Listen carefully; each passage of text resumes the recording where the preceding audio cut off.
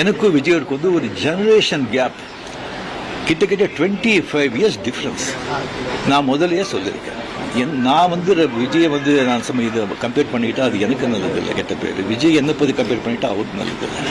சின்ன வயசுலேருந்து அவர் பார்த்துட்டு இருக்காரு. அவர் சிஎம் ஆனதில் எனக்கு என்ன போகிறாங்க? அது இன்னும் இவ்வளோ சின்ன வயசுல 52 வயசுல எம்ஜிஆர் என்டிஆர் சாதனை பண்ணுறதை விட அதை விட ஜாஸ்தி. கம்ப்ளீட்டாக சென்டர் பிஜேபி எவ்வளோ பெரிய பவர்ஃபுல் சென்டர். இங்கே 2 பெரிய கட்சிகளை எதிர்த்து தனி ஆளை வந்து ஜெயிச்சிருக்காங்க. அது நம்ம சினிமா இண்டஸ்ட்ரியில இருந்து. எனக்கு அது பொறாமை இல்லை, ஒரு ஆச்சரியம் கலந்த ஒரு சந்தோஷம். அடே யார் அப்ரிஷியேஷன், சூப்பர். ஸோ அந்த பொறாமையும் இல்லை. விஜய் அவர்களுக்கு வந்து நிறைய எதிர்பார்ப்புகள் இருக்குது ஜனங்க மத்தியில். டெஃபினட்டாக அந்த எதிர்பார்ப்பெல்லாம் அவரை சந்தித்து மக்கள் நல்லது செய்வாங்கங்கிற நம்பிக்கை எனக்கு இருக்குது. அவருக்கு அதிக வாழ்த்துக்கள். ஓகே.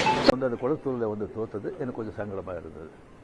அதுக்காக ஒரு நண்பனுங்கிற முறையில், நட்பு முறையில் அவரை போய் நான் பார்த்தேன். அதுக்கு வந்து நான் வந்து இங்கே விஜய் வந்து சிஎம் ஆகக்கூடாது, இப்போ அவருக்கு வரக்கூடாது, அதை தடுக்கிறதுக்கு வந்து ரஜினி அங்கே போயிருக்காங்க. வேறு ஏதோ 2 பெரிய பார்ட்டியை வந்து சேர்க்கணும்னு சொல்லி பேசுகிறாங்க அப்படின்னு சொல்லி விமர்சனங்கள் வெளியே வருது.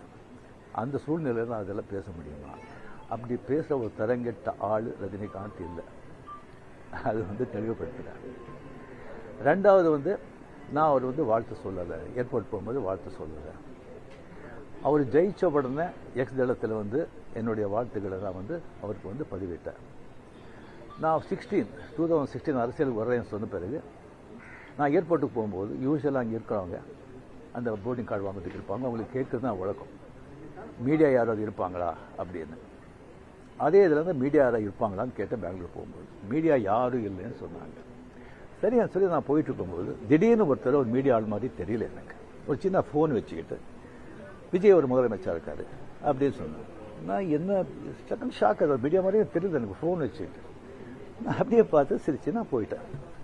அதுக்கு வந்து வாழ்த்துக்கள் சொல்லலை அப்படின்னு சொல்லி அதுக்கு ஒரு விமர்சனம்.